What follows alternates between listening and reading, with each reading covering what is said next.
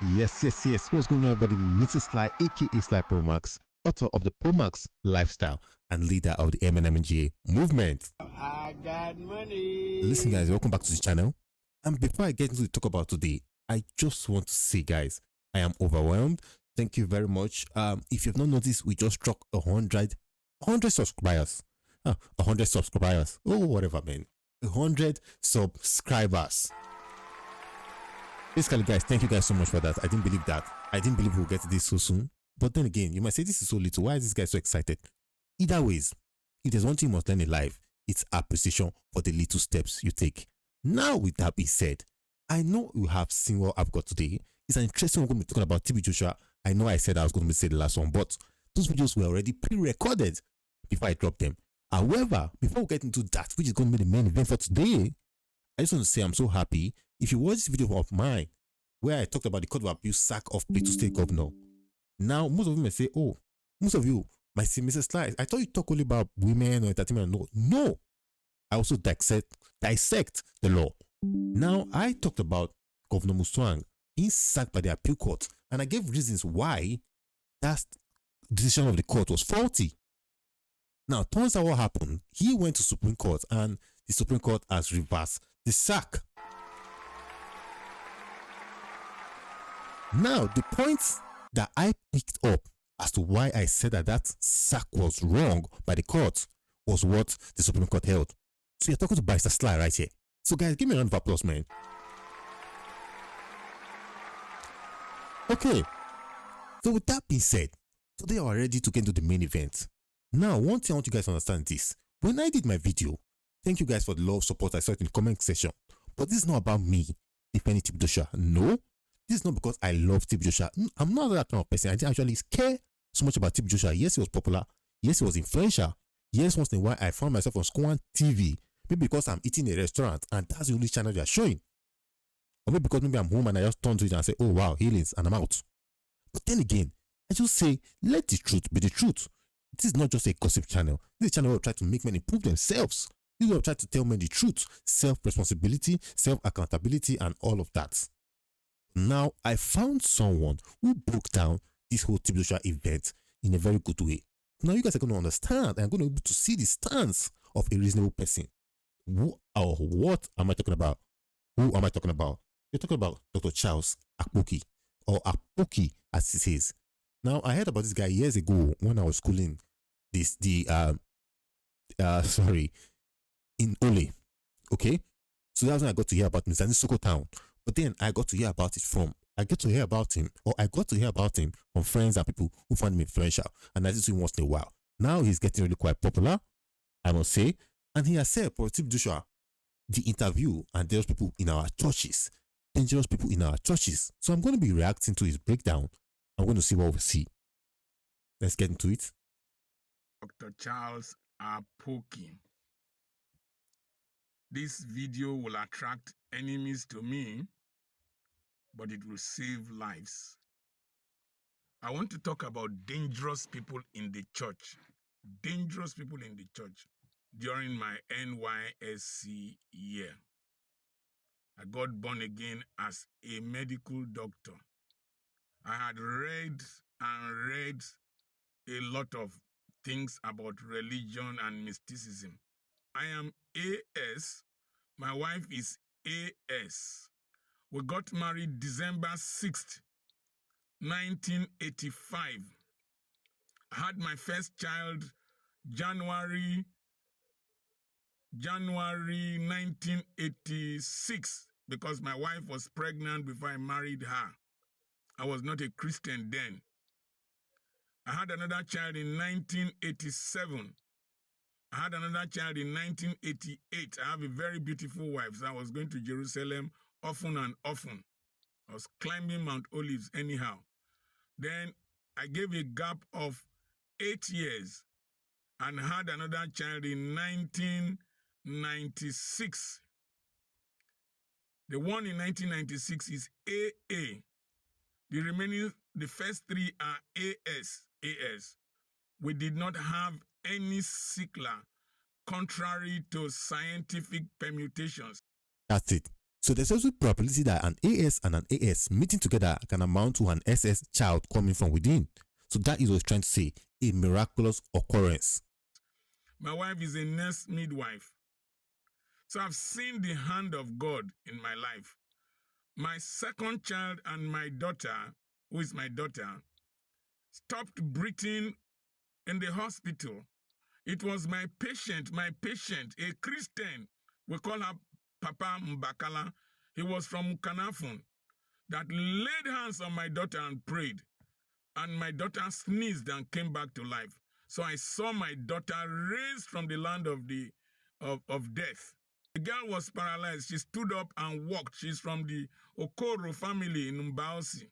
But a time came, I found out that a lot of these people you conduct deliverance from, they come back or run to another church with different manifestations again.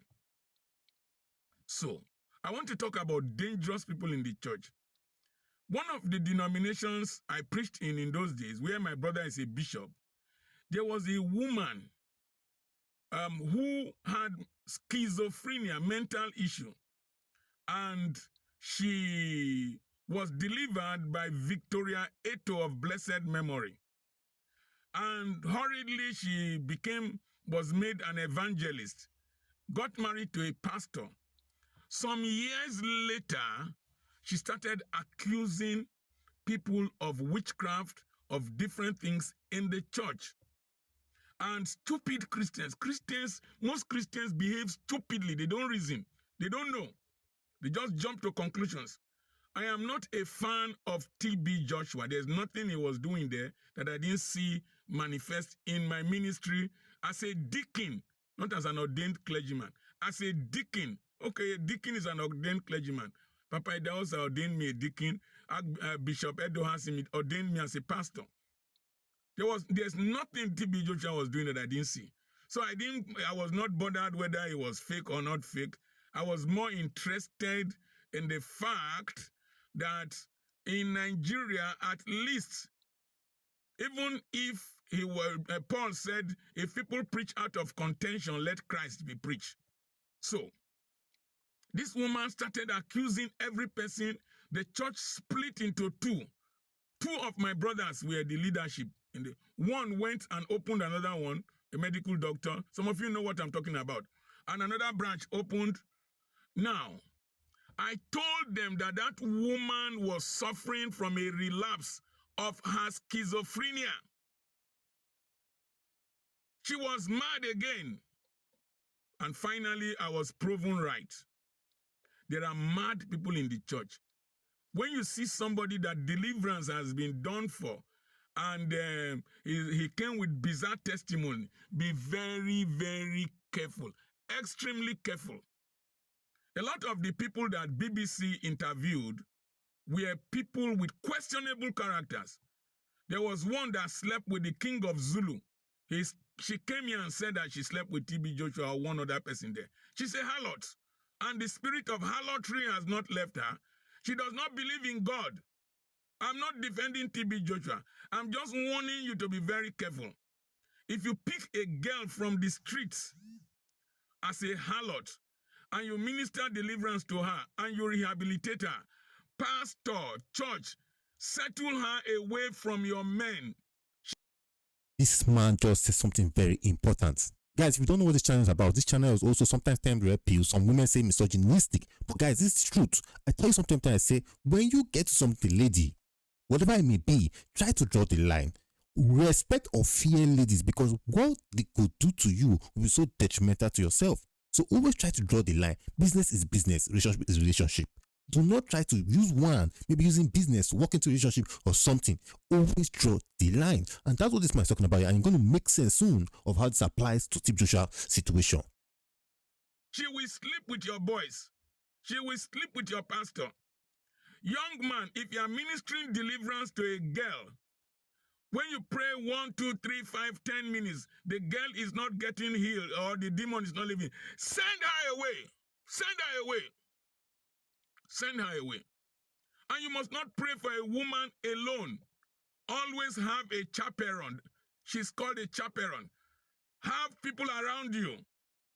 When you hear an individual who comes from one church and starts criticizing the other pastor, condemning the other system, he too or she will also condemn you.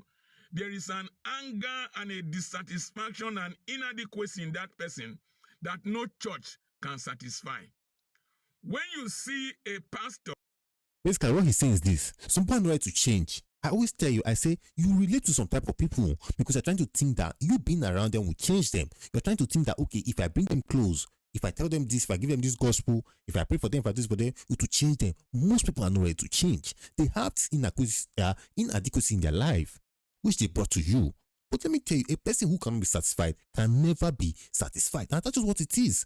And most of that's how women are sometimes. That's how also some men who are as well. So when you see these kind of people, don't think you're going to solve their problem already. No matter what it is, they will still see that shortcoming in you, which they saw from where they're coming from.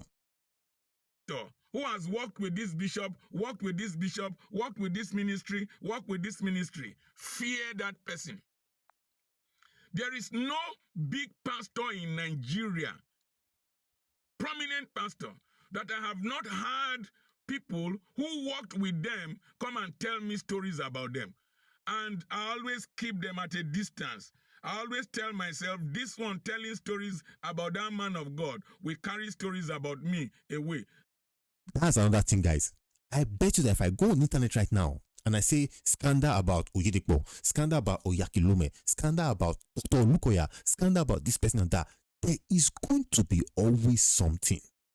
My own question is this: are you going to say, yes, this person has come out now, therefore that is what it is? You don't want to think that what could be wrong with the person who came out to say this kind of bad thing about somebody. And if they can say bad things about someone, then they can also say bad things about you. Listen, church is like a hospital. There are hospital infections. There are mad people there. There are people with tuberculosis. If you don't take time, you can be infected.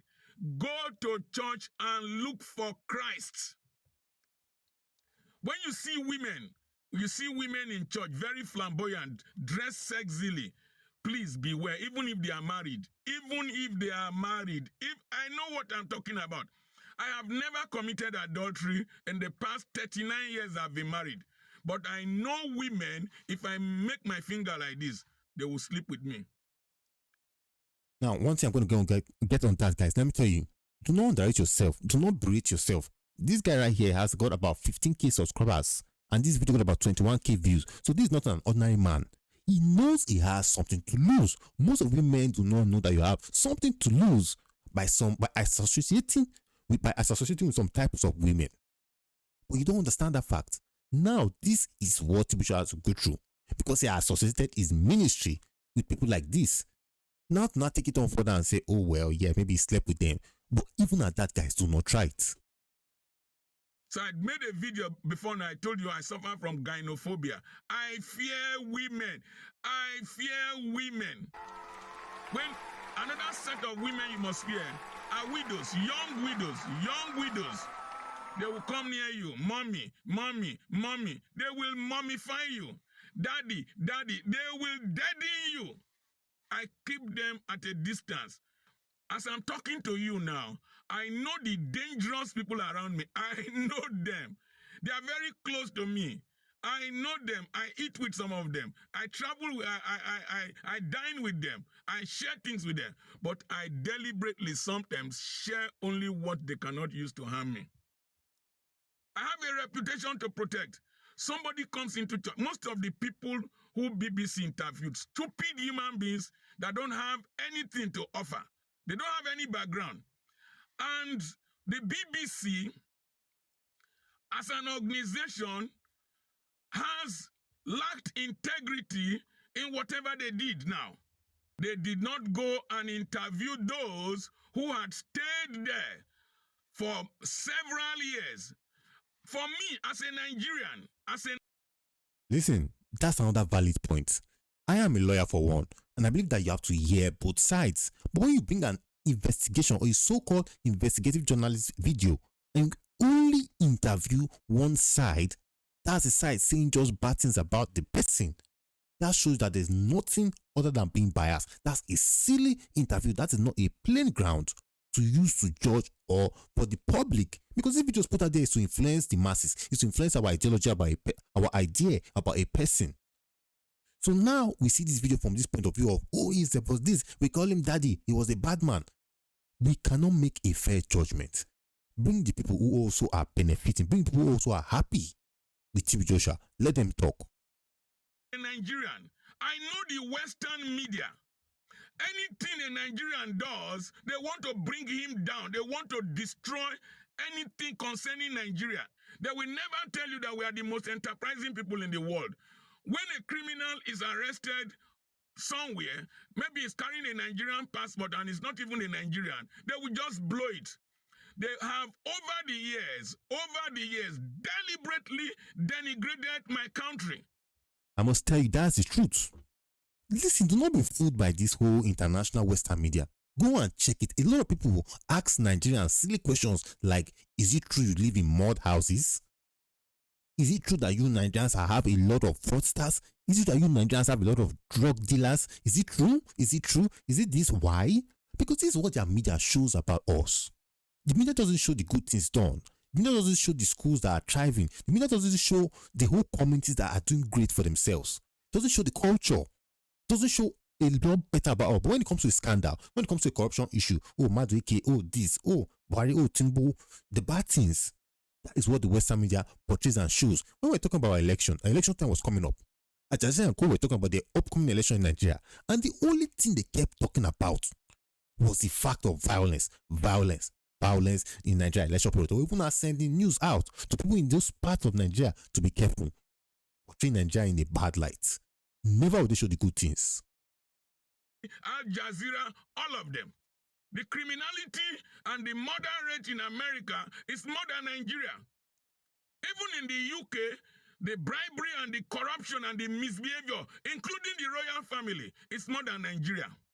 More than Nigeria. Now, the BBC intentionally, and when they finish with TB Joshua, they will face Oyedepo, they will face Adeboye, they will face Chris Oyakilome, they will. And I said it, guys. I said, if I go on this now and I say Oyakilome scandal, Oyedepo scandal, there's going to be something about them. So it's not going to take BBC anything to pop up the video with them. But most of you come to my comment section and telling me, oh, the lady was already speaking out as her then, therefore they didn't pay her attention. But now it's BBC, so we can hear from her. There is a scandal on everybody.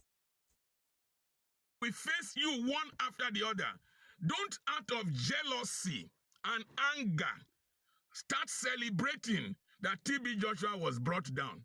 I'm not jealous of any person, but I want to tell Nigerians, do not celebrate the fall of a man, particularly a dead man. Particularly a dead man. Let's allow that man rest.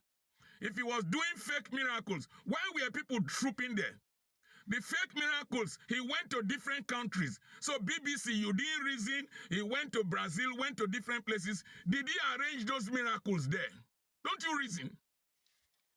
Is his building the first building to collapse? Other buildings have collapsed in different nations.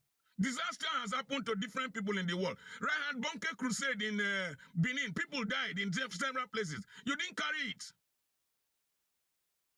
You didn't carry it. Church is a dangerous place, particularly you in leadership.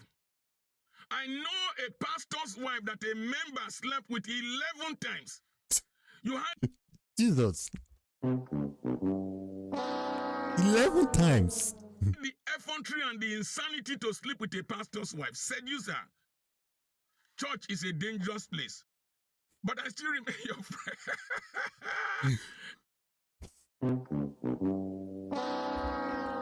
Well. You can see right there. This is a more detailed breakdown. This is a more realistic take to things. I'm not going to say too much because the video has gone a long one. But I will just say this, guys. Let us be practical. Let us be thinking. Let us not just hear from one side and say that is the basis of our decision. There's a lot more to life.